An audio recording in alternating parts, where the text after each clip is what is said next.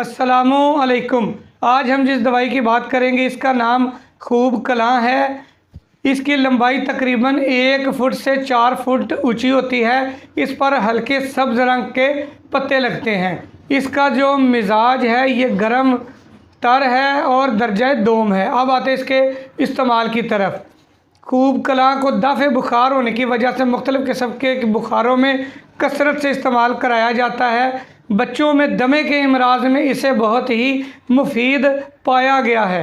हैज़े में दस्त और कै और साथ में प्यास की शिद्दत को कम करने के लिए अरके गुलाब में जोश देकर पिलाने से इंतहाई फ़ायदा होता है। इसके अलावा खूब कलां को मैदे की जलन और ग़ज़ा वाली नाली की जलन को ठीक करने के लिए इस्तेमाल किया जाता है। मकद की जलन में भी इसे इस्तेमाल कराया जाता है। इसके अलावा वो लोग जिनके हाथ और पाँव में जलन होती है उसमें भी इसे इस्तेमाल कराते हैं। और ख़ास इसका जो फ़ायदा है वो उन लोगों के लिए है जिनके जिगर की हरारत बढ़ चुकी होती है, वो इसे इस्तेमाल करें। और इसे इस्तेमाल करने से उनके जो जिगर की बढ़ी हुई हरारत है वो ज़ाइल हो जाती है।